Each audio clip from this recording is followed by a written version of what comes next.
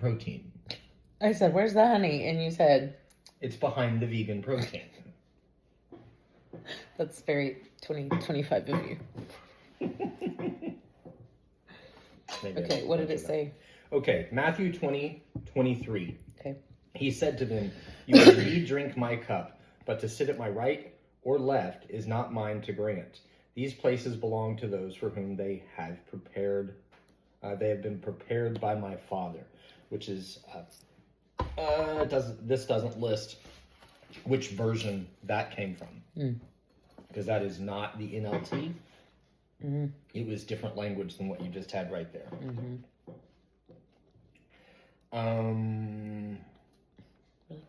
What is going on with this?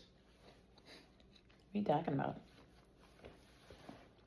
I got honey on my Bible page. Sorry. Haha. Honey, right on Matthew 19:23. Sorry. It's so sticky.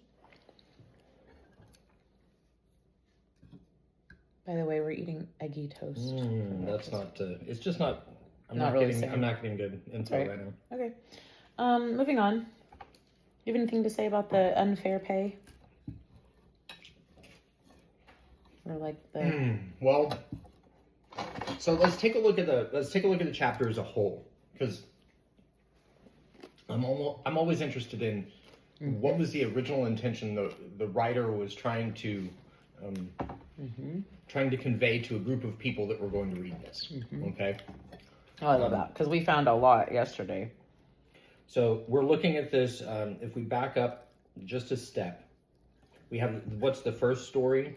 So we have the parable of the vineyard farmers. Workers or the farmers. So unfairness, basically. Okay. So we've got them. This is what you agreed to. That's one thought.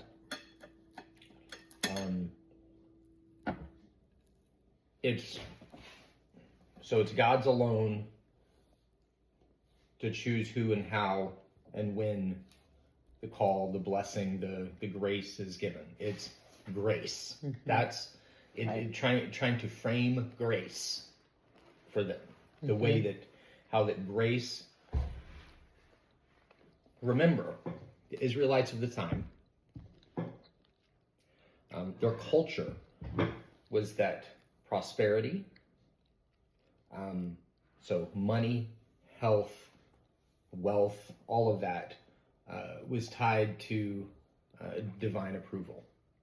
That was societal at the time. That's near Middle East. Didn't matter what religion it was. That was a very common theme. That was culturally the way that they would think. They're having to teach about grace, and they're having to also show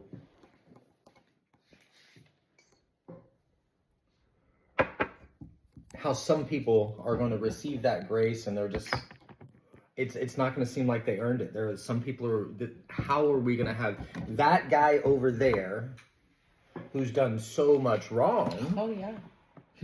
How is he sitting shoulder to shoulder with me, who I've lived my life? Oh, yeah. You know, if we look elsewhere in Matthew, stories like the prodigal son, you know, oh, yeah.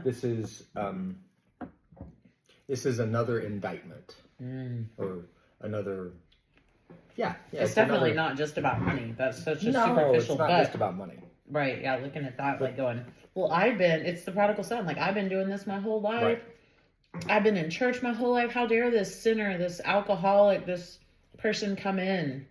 You turn that around off for me. Oh my God! It's all right. You got enough there. It's fine. I don't want to leave it on me. Thank you.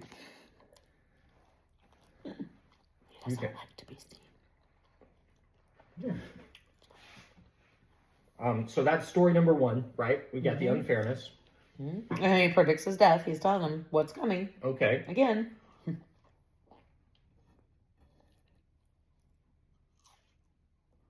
Then he teaches about serving others. So we have servant leadership.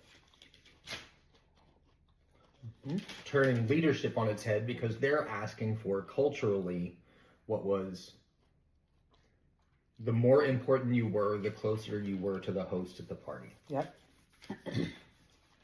You know, so the opposite end of the table is the unimportant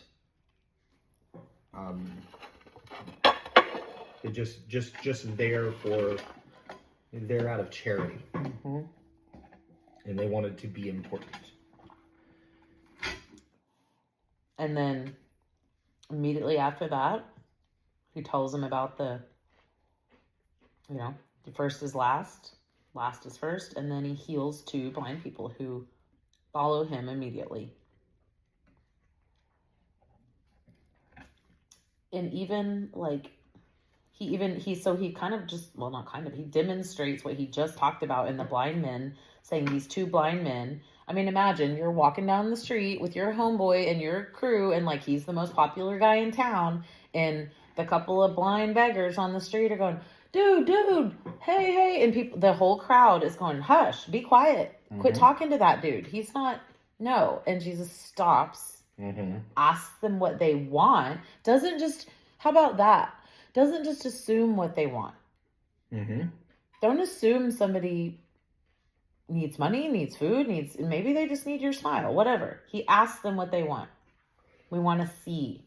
He felt sorry for them. Don't tell me empathy is not biblical. Jesus Christ felt sorry for them, touched their eyes, and instantly they could see. And I love this part. Then they followed him. Time after time in the Bible, you see miracles happen and people just haul off and go home. Like, hey, I deserved that. Yay, now I can see. Or they leave and they tell everybody about what happened, whether they were told to tell or to not tell. They did it anyway. And then very few followed him afterward.